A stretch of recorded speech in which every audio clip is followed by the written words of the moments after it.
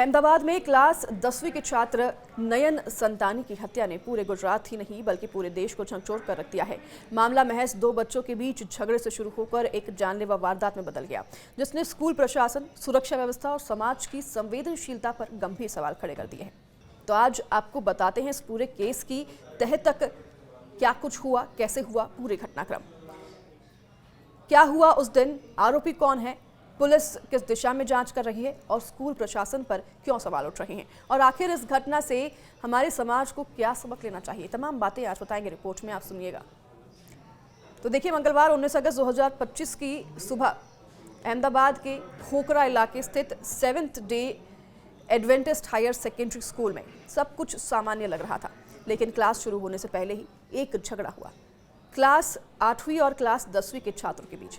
इस झगड़े के दौरान आरोपी छात्र ने अपने बैग से पेपर कटर जैसा धारदार औजार निकाला और नयन संतानी पर वार कर दिया। मौके पर अफरा तफरी मच गई। शिक्षक और छात्र भागकर पहुंचे, लेकिन नयन गंभीर रूप से घायल हो चुका था। उन्हें तुरंत अस्पताल ले जाया गया, जहां अगले दिन उनकी मौत हो गई। तो वहीं अब 15 वर्षीय नयन संतानी क्लास 10वीं के छात्र थे, ये बताया गया है, और उनके पिता एक छोटे व्यापारी हैं और मां गृहिणी हैं। परिवार का कहना है कि नयन हमेशा पढ़ाई में अच्छा था और क्रिकेट का शौकीन था। पीड़ित की मां ने मीडिया से बातचीत करते हुए ये भी कहा है कि उन्हें स्कूल से कोई भी सूचना तक समय पर नहीं दी गई। जब तक उन्हें पता चला तब तक बहुत देर हो चुकी थी। उन्होंने ये भी कहा कि उनके बेटे को बचाया जा सकता था अगर उन्हें तुरंत सूचना दी जाती और अगर बेटे को तुरंत सही इलाज मिलता। तो पुलिस जांच आपको बता दें अब तक कहां पहुंची है। एसआईटी और क्राइम ब्रांच की एंट्री हो चुकी है। शुरुआत में यह केस खोखरा पुलिस के पास था, लेकिन बढ़ते दबाव और गहराते सवालों को देखते हुए इसे अहमदाबाद क्राइम ब्रांच को ट्रांसफर कर दिया गया है। जांच में कई ऐसे मुख्य बिंदु हैं जो सामने आए हैं। जो आरोपी छात्र हैं, लगभग 1 साल से पेपर कटर सार सकता था, लेकिन किसी का इस पर ध्यान नहीं गया। स्कूल में पहले भी कम से कम 12 झड़प हो चुकी है, लेकिन किसी तरह का कोई भी एक्शन नहीं लिया गया। स्कूल प्रशासन ने कभी इन झगड़ों को रोकने या रिपोर्ट करने के ठोस कदम नहीं उठाए। तो पुलिस को शक है कि क्राइम सीन को जानबूझकर धोया गया, साफ किया गया, ताकि साक्ष्य वहां से मिटाए जा सके। आरोपी और उसके दोस्तों के व्हाट्सएप, इंस्टाग्राम चैट भी अब सामने आए हैं, जिनमें कई बातें ऐसी सामने आई हैं जो कि डराने वाली है। चैट में लिखा गया है, मारना नहीं था, बस डराना था। तो क्राइम ब्रांच अब इन चैट्स की डिजिटल फॉरेंसिक जांच कर रही है। तो कानूनी स्थिति और मुख्य आरोपी और एक अन्य सह आरोपी जो हैं, इन पर कार्रवाई की जा रही है। ये नाबालिग हैं, उन्हें जुवेनाइल जस्टिस एक्ट के तहत बाल सुधार गृह रिमांड होम में भेजा जा रहा है। तो पुलिस ने अब तक आपको बता दें 15 लोगों के बयान लिए हैं, जिनमें प्रिंसिपल, टीचर और सिक्योरिटी गार्ड शामिल है। आरोपी के खिलाफ हत्या, साजिश और शस्त्र रखने के तहत धाराएं लगाई गई हैं। तो वहीं भीड़ द्वारा स्कूल में की गई तोड़फोड़ और हिंसा के मामलों में 500 से अधिक लोगों पर केस दर्ज किया गया है। तो वहीं ये भी आपको बता दें कि स्कूल प्रशासन पर यहाँ कई सवाल खड़े हो रहे हैं। जिला शिक्षा अधिकारी डीईओ ने स्कूल को नोटिस भेजा है और आरोप है कि सुरक्षा व्यवस्था नाकाम रही है। पिछले झगड़ों पर कोई ठोस एक्शन नहीं लिया गया। घटना के बाद घायल छात्रों को समय पर प्राथमिक चिकित्सा और मदद नहीं मिली। तो वहीं एसडीओ की प्राथमिक रिपोर्ट में ये कहा गया है कि स्कूल ने डिसिप्लिनरी मैकेनिज्म को गंभीरता से नहीं लिया है।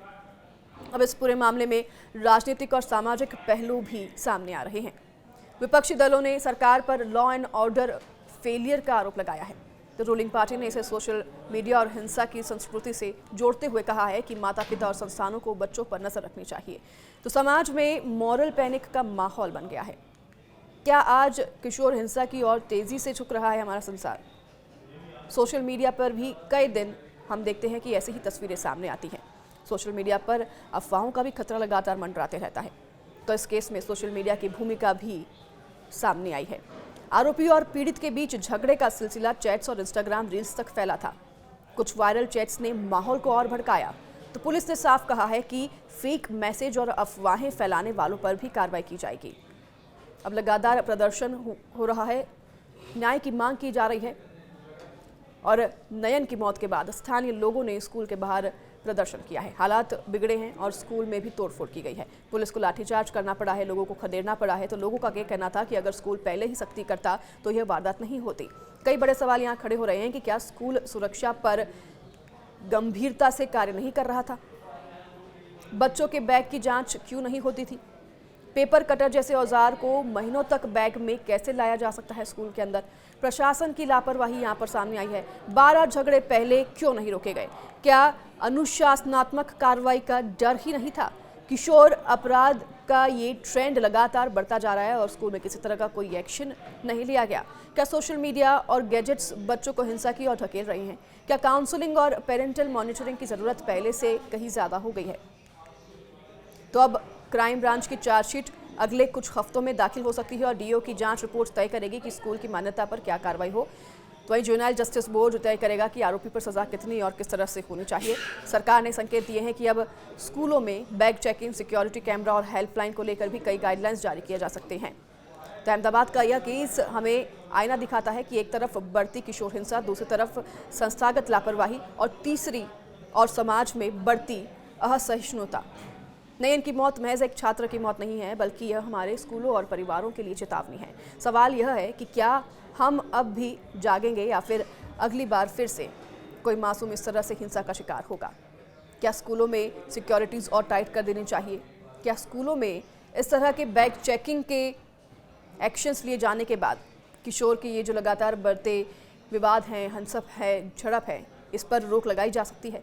या इस पर किसी तरह का कोई स्ट्रिक्ट लॉ एंड ऑर्डर बनाना चाहिए?